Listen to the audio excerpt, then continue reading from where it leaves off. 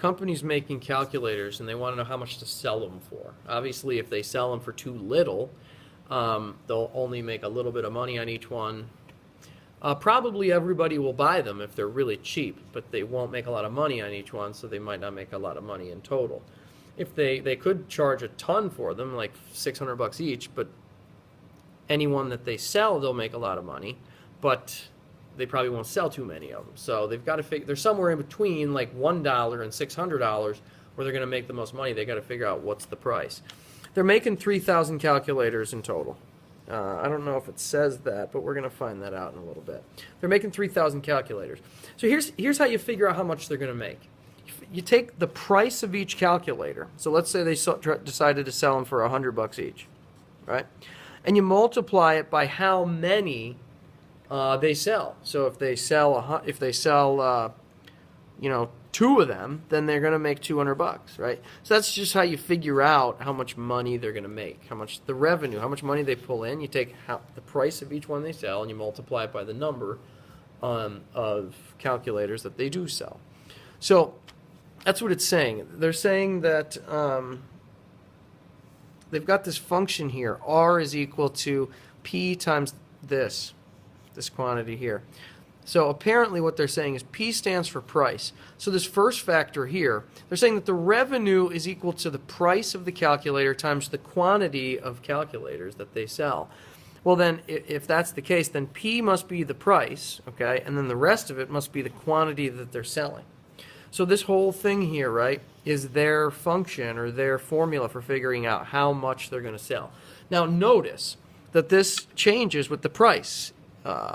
And notice that as the price goes up, the number that they're going to sell goes down. Look, they're starting with 3,000 calculators, okay? And what this says is if the price is 0, right? So if the price is 0, how many are they going to sell? Well, 3,000 minus 10 times 0, that's 3,000. They're predicting they're going to sell all 3,000. But they're predicting that even if the price goes up to $1, so if you put a $1 here, they're predicting that of the 3,000 they made, they're only going to sell 2,990 of them. That's what they're predicting. They're basically saying if the price is $1, they're going to miss out on selling 10 calculators. If they make them $2, they're predicting, this model's predicting, then they're going to only sell 2,980 calculators. So this right here is how many calculators they're going to sell. And notice it goes down as the price of the calculator goes up. Okay. Now part B says, what's the significance of when the price of the calculators is $300? So that's what P equals 300 means. Well, then they're predicting that the revenue is, they're going to make no money because none of the calculators are going to sell.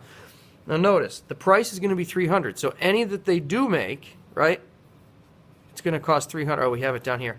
Any that they do make, it's going to be $300 times however many they sell. But this model here predicts the second part.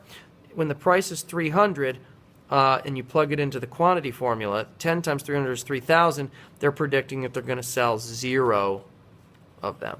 So sure, they're going to make 300 on every one they sell, but they're predicting they're going to sell 0. They're going to make $0. Okay. Part C says, assume that the model is valid and figure out the optimal price to charge for the calculator. Well, if you graph this, if you let R, if you pretend P is X and R is Y, then you have this equation. If you graph this, let's figure it out. It's going to be a parabola, right? We know that. And the output's going to be the amount of money that they make. Okay? So I went ahead and graphed it, and here's how I did it. First of all, you got to figure out the X-intercepts. So in this case, I know that one of them is going to be 0, right?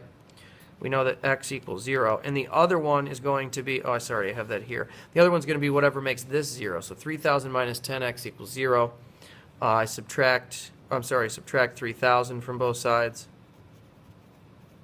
And I get that negative 10X equals negative 3,000. Divide by negative 10. And I get that X is equal to 300. Okay?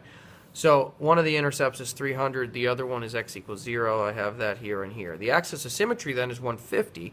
If I put 150 in for X in the equation, I'm going to solve to figure out that the height of the graph at that time is 225,000. So that means there's the vertex. I graphed the thing. That means if they sell it for $0, they're going to make zero amount of money. If they sell it for $300, they're going to make no money either, because nobody's going to buy it. But if they sell it for $150, apparently that's going to get them the most amount of money, $225,000. As far as part D goes, we're going to skip that. I didn't tell you to skip it in the homework, but let's skip that part.